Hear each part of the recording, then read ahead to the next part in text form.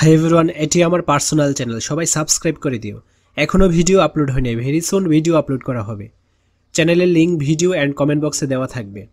সুপ্রিয় শিক্ষার্থীরা, আজকে আমরা সপ্তম শ্রেণীর গণিত এই সেটটা নিয়ে আলোচনা করবো। এটা অলরেডি বেগমগঞ্জ সরবাকি পাইলট উচ্চ বিদ্যালয়ে এসেছে। এখন এটা তোমার স্কুলে আসতে পারে, আবার নাও আসতে পারে, আবার আংশিক কমন পড়তে পারে। আমরা জাস্ট এটা প্র্যাকটিস পারপাসে প্র্যাকটিস করব। আমরা বার্ষিক পরীক্ষার জন্য কতটুকু প্রস্তুত সেটা যাচাই করে নিব মাত্র। বহু নির্বাচনী প্রশ্ন আসবে, দেখো 25টা, 1 করে 25 নম্বর। তো এই যে প্রশ্নগুলো একদম ক্লিয়ারলি বোঝা যাচ্ছে। কোনো কারণে যদি ভিডিওটি গোলা বা ঝাপসা মনে হয়, তাহলে অবশ্যই ইউটিউবের ভিডিও সেটিংয়ে যে প্রশ্নের কোয়ালিটিটা ইনক্রিজ করে দিবে। আর এগুলো কিন্তু নোট করার দরকার নেই, কারণ নোট করতে গেলে দেখা যাবে কি টাইম ওয়েস্ট হয়ে যাবে। ঠিক আছে, জাস্ট তোমরা যেগুলো পারবা না সেগুলো গাইড বা বই থেকে নিয়মগুলো বা এরকম টাইপের অঙ্কগুলো দেখে নিবে।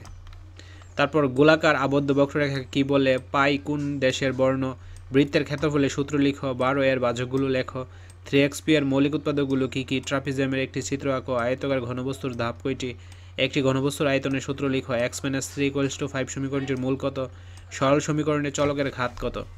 খ বিভাগ সংক্ষিপ্ততর প্রশ্ন, বৃত্তের ব্যাসার্ধ 3 সেন্টিমিটার হলে ব্যাস কত, বৃত্তের ব্যাস 5 সেন্টিমিটার হলে পরিধি কত, কোন বৃত্তের ব্যাসার্ধ 4 সেন্টিমিটার হলে ক্ষেত্রফল কত, কোন বিজ্ঞানী পাইয়ের আসন্ন মান নির্ণয় করেন। তারপর দেখো এই প্রশ্নগুলো ক্লিয়ারলি বোঝা যাচ্ছে, এগুলো তোমরা দেখে নাও।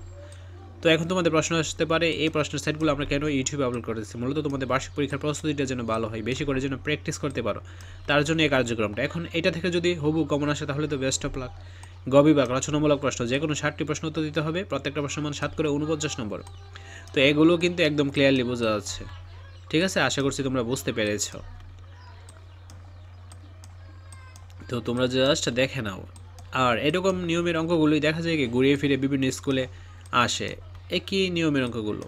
তো তোমরা যদি এই অঙ্কগুলো ভালোভাবে দেখে যাও, তাহলে পরীক্ষার হলে একটা কনফিডেন্স পাবা। ঠিক আছে, তো আশা করছি বুঝতে পেরেছো। আজকে ক্লাসটি এ পর্যন্ত। পরবর্তী ক্লাসটি সবার আগে পাওয়ার জন্য অবশ্যই চ্যানেলটি সাবস্ক্রাইব করে অল নোটিফিকেশন করে রাখো, যেন ভিডিও ছাড়া মাত্রই সবার আগে তোমাদের কাছে পৌঁছে যায়। ধন্যবাদ সবাইকে।